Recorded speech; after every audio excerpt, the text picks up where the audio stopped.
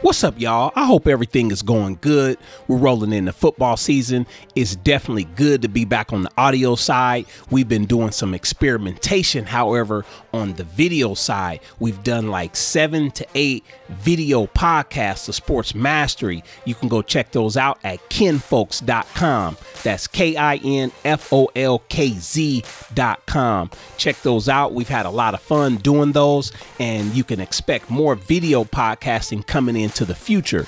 Nevertheless, you know I love popping it with y'all. You know I love chopping it up. So we're getting into football season. So there's going to be a lot of football talk. There's going to be a lot of football psychology that we're going to be discussing. Speaking of football psychology, what player are you? If you're a student athlete, what player are you?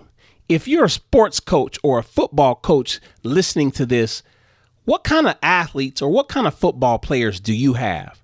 And at the end of the day, there's really only 4 types. Number 1, you have talented players who are ambitious to learn how to improve. Then you have non-talented players or athletes who are ambitious to learn how to improve. And then you have talented players who have no ambition to learn how to improve. And last but not least, you have non-talented athletes who have no ambition to learn how to improve. So if you're listening to this, where do you fall in this category?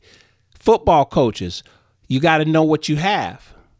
And I'll say that there's a 5th type. There's an athlete or athletes that fall somewhere in between non-talented and talented who are ambitious or who have a little bit of talent and they're willing to work. So with that being said, we're rolling into football. It's tough months. We've been going through training camp. We've been going through 2-a-days. Some of y'all who are working out outside of the 2-a-days, you're doing 3-a-day workouts. So we're talking about the traits of a winner, the traits of a champion. Do you have drive? Better yet, what is drive? Drive is the enjoyment of facing a challenge, aspiring to be the best, looking forward to stiff competition. Are you setting high goals? Do you push yourself to the maximum? So you got to have some ambition. You got to have desire, and you got to have commitment. That's what this is all about, going through these dog days, these tough months, getting into the season. The second trait that I'm looking for is coachability. What is coachability? Coachability is the willingness to learn from others, readily accepting the coach's recommendations, willing to discuss your areas of misunderstanding or disagreements in order to clarify any miscommunication. Are you able to implement new suggestions? Do you have the ability to adapt and adjust? If you can check off that box, you're coachable. If you can't check it off 100%, we have some things to work on. Nothing wrong with that. There's always something to work on. Maybe you're on a new team, you're learning a new system. Maybe you have a new position coach. And the third trait today, which should have been the first one, is mental toughness. What is mental toughness?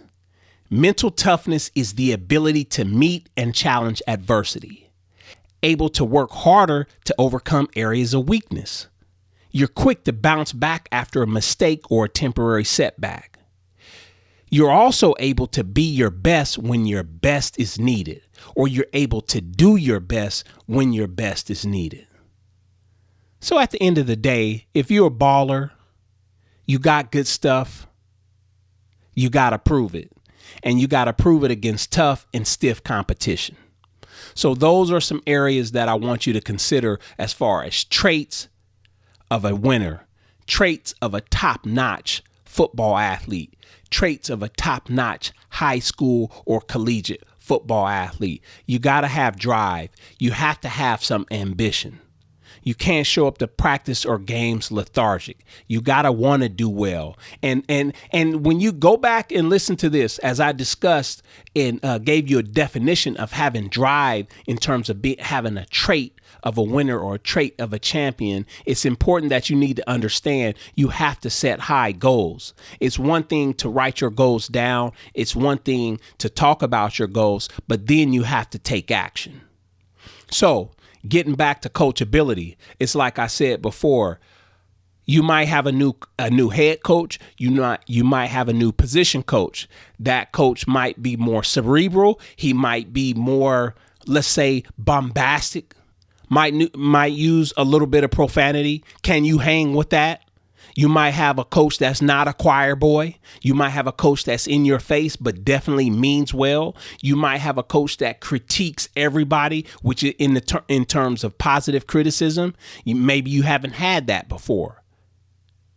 So that's when you start feeling a certain way, you have to go talk to your coach. You have to go talk to your position coach, because if you're just keeping your thoughts in your head and you start to act those thoughts out because you tend to start thinking negative, then your actions are going to be negative. And usually if you're thinking negative, you take negative actions, you're going to find yourself in a negative position, which is going to be on the bench, or you're going to not have a position at all. So you have to be coachable. And part of being coachable is being willing to speak up and get to know your coaches. You taking the first step as an athlete in opening up dialogue and conversation and keeping your parents out of the conversation. You bring them in last.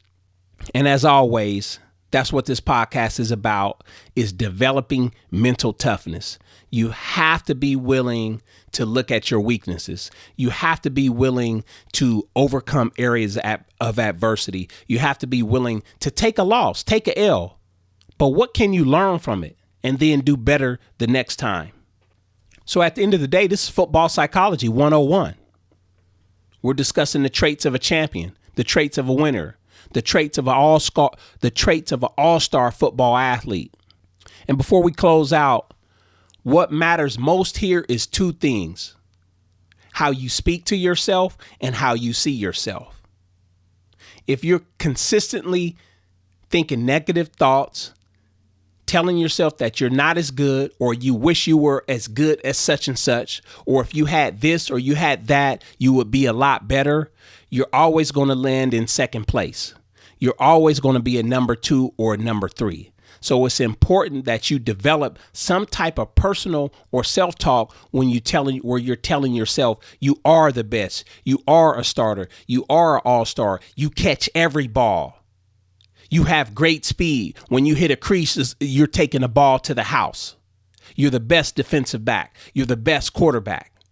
And then while you're telling yourself this, you have to be taking action. You have to get the work in the off season.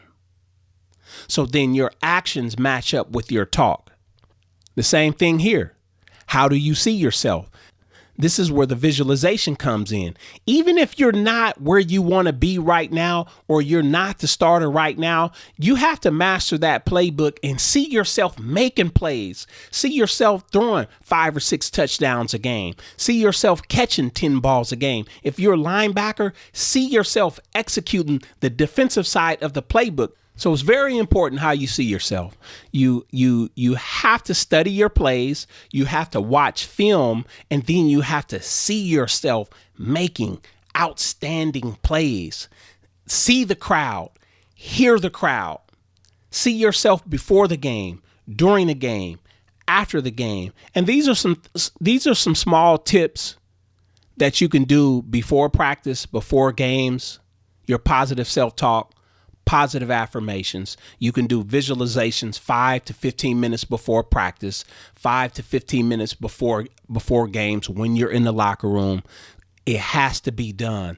The best in any field, the best in any industry, they all speak highly of themselves to themselves. The best in any sport, the best in any industry, they all see themselves performing well.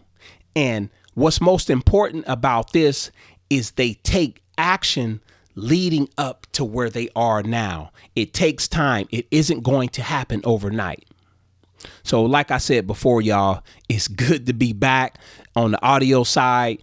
We've been discussing, playing with video, experimenting with video. You could check that out.